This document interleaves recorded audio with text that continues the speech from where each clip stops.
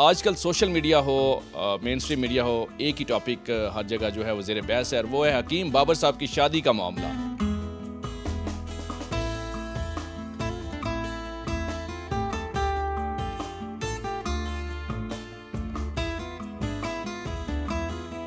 आगाज़ कहाँ पे हुआ? मैंने कहा जी मैं आपसे निकाह करना चाहता हूँ। चिल्ला कट नहीं दुआएं की थी वैसे ਇਹਦੇ ਵਾਸਤੇ ਚੀਲਾ ਕੱਟਣਾ ਮੇਰਾ ਬਣਦਾ ਸੀ। जब उन्होंने मुझे प्रपोज किया तो मुझे इन्होंने आई लव यू बोला तो फिर आगे से मैं शॉक्ड होगी। मैंने कहा ये क्या कह रहे हैं। थोड़ी देर बाद आके फिर मैंने भी इनको आई लव यू टू बोल दिया। बिस्मिल्लाहिर्रहमानिर्रहीम। पब्लिक डिजिटल में खुश आमदीद। मैं फैसल शाही। और आजकल सोशल मीडिया हो, मेन स्ट्रीम मीडिया हो, एक ही टॉपिक हर जगह जो है वो ज़ेर बहस है और वो है हकीम बाबर साहब की शादी का मामला। हम भी पहुँचे हैं हकीम बाबर साहब से के पास और इनसे जानेंगे इन्होंने जो शादी की है। सोशल मीडिया में धूम मची हुई है और मेरा ख्याल है बाबर साहब के पास टाइम नहीं है। अभी भी इनको बहुत ज़्यादा कॉल्स आ रही हैं, लोग बात करना चाह रहे हैं और इनका जो एक्सपीरियंस है जानना चाह रहे हैं। अब हकीम साहब बड़े आजकल तुसी मशहूर होए हो, ये मामला हुआ क्या? ये आपने शादी की है और शादी इतनी ज़ेर बहस क्यों आ गई? सर जी बस पता नहीं क्यों अल्लाह ताला का आपको करम हो गया कि मेरे तो जेहन में नहीं था। हमारे जेहन में होता तो हम पहले कोई कैमरे वाले को बुलाते, कोई प्लान करते, कोई पहले चैनल बना लेते, हमें कोई पता नहीं था। ये 19 को हमारा निकाह था, तो 19 को मैं इसके घर गया हूँ, निकाह हुआ है। तो इसने अपने मोबाइल से ना वो रिश्तेदारों को या अपने जीज़ों को अरब को दिखाने के लिए वीडियो अपलोड की है। बस दिन चढ़ा तो पता चला है वो पूरी दुनिया में वायरल हो गई है और उसका ये रिजल्ट मिला कि आप मेरे पास बैठे हैं। नहीं, मुझे ये बताएं, शादी का बंदा प्लान करता है, पहले तो हम आपका जो मोहब्बत के किस्से हैं वो भी जानेंगे, लेकिन जब प्लान करता है फ़ोटोशूट का भी आपने कहा होगा, आपको तो मुफ्त में फ़ोटोशूट नहीं मिल रहा? ये तो मुझे मुफ्त में मिल रहा है। कोई सर फ़ोटोशूट नहीं था, ये ऑफिस में ही सारा दिन होती थी मेरे पास। तो हमने डिसाइड किया कि 19 को कर लेते हैं, क्योंकि 19 मेरा लकी नंबर है, मेरी गाड़ी नंबर भी 19 है। तो हमने 19 को, हमने कहा 19 जनवरी को करते हैं, पहला रोज़ा है, अल्लाह बरकत देगा। अल्लाह ने इतनी बरकत दे दी, कमाल कुछ ज़्यादा ही होगी, समेटी जा रही है। बस अल्लाह ताला तौफीक दे समेटने की। अच्छा ये बताएं, आगाज़ कहाँ पे हुआ? पहली मुलाकात कहाँ से आगाज़ हुई? कौन सा ऑफिस, कौन सा था, कौन सिखाते थे? देखिए नहीं, मेरे पास मेरा चूँकि ऑनलाइन दवाओं का काम है, चकलाला स्कीम 3 अलनूर दवाखाना रावलपिंडी, तो उधर ही होती थी मेरे पास रिसेप्शन पे। मरीज़ आया, पानी दे दिया, चाय पूछ ली, ठीक है सर बैठ जाए, यही होता है। तो मैंने फिर एक दिन हौसला किया, मैंने कहा जी मैं आपसे निकाह करना चाहता हूँ। तो वक्ती तौर तो इसके घर वालों ने कहा जी अभी सोचने का टाइम नहीं।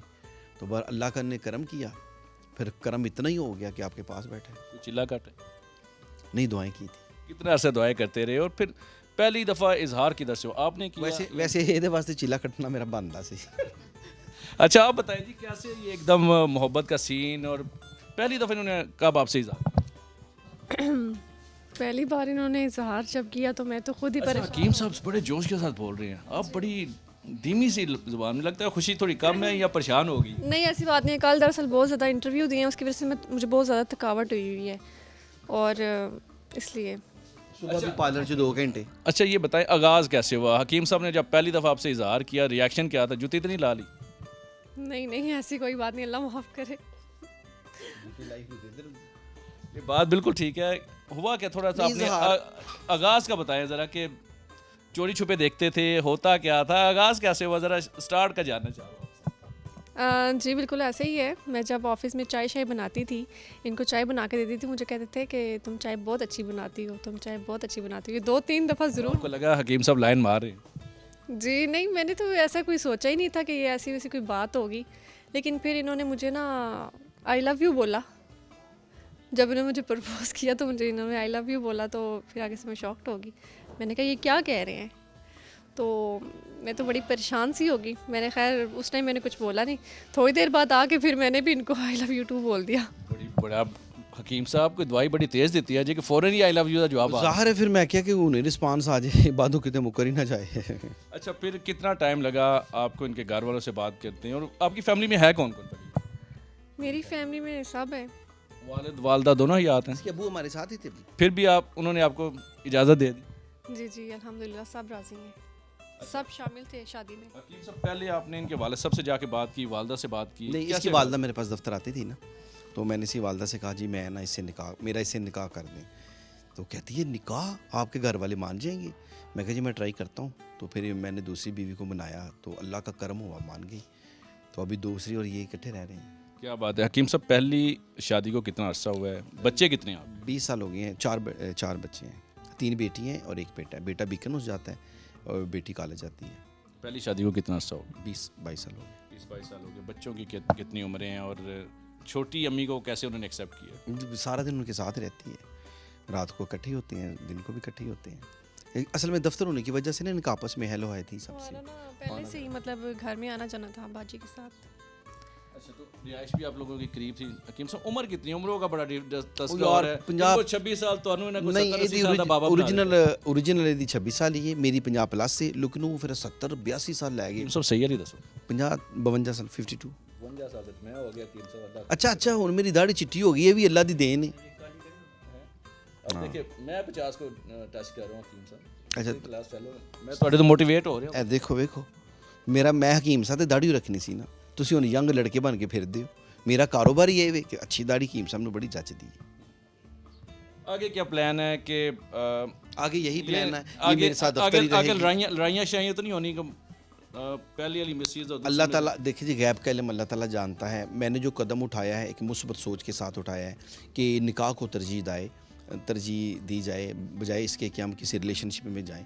तो अल्लाह ने करम किया और मैंने फिर निकाह को तरजीह दी और इंशाअल्लाह ताला अल्लाह ताला मज़ीद करम करेगा जी। क्यों लड़ाई झगड़े? अच्छा, वो लोग जो रिलेशन में रहते हैं, शादियाँ नहीं करते, उनको मैसेज क्या देंगे आपने उनको एक करके दिखाया? सीधी सी बात है, वो नजायज़ है, बदकारी है और अल्लाह ताला ने मना किया है।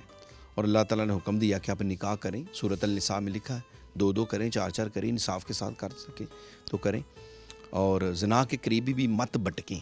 लेकिन पता नहीं इस कौम को अब ये जो है निकाह से लोग डरते हैं कि निकाह नहीं, वैसे ही तल्लुक़ात रख लें, वो महीनेवारी रख लें जो आम आज का। अच्छा, आप कल मुझे बता रहे थे कि आपने हमेशा एक तय किया हुआ था, डिसाइड जब भी आप शादी करेंगे किसी ऐसी खातून की जिनकी पहले डिवोर्स हुई है उससे इसकी भी डिवोर्स हुई, तो वही आप बता रहे थे। ये क्या नहीं देखिए आप किसी डिवोर्स, देखिए पाकिस्तान में डिवोर्स ज़्यादा लड़कियां घरों में बैठी हुई हैं और वो परेशान भी हैं और उनको अच्छे रिश्ते नहीं मिलते। और आप किसी को देख ले, आपको हर तीसरे चौथे घर में कोई ना कोई तलाक याफ्ता लड़की मिलेगी और अच्छे रिश्ते नहीं हैं।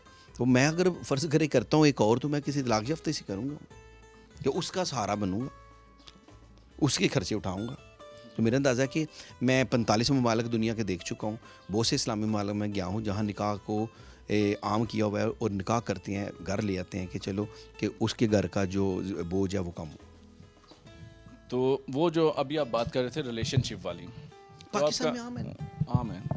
उसको आप कैसे देखते हैं और अब मैसेज क्या देंगे? बहुत सारे लोग होते हैं और रिलेशनशिप को छुपा रहे होते हैं अपनी, अगर रिलेशनशिप रहते हैं वो छुपा रहे होते हैं। वो गलत चीज़ है अल्लाह के नज़दीक, और अब हम नबी की उम्मत हैं, वो गलत है तो गलत ही है, उसके अलावा तो मेरे पास कोई अल्फाज नहीं है।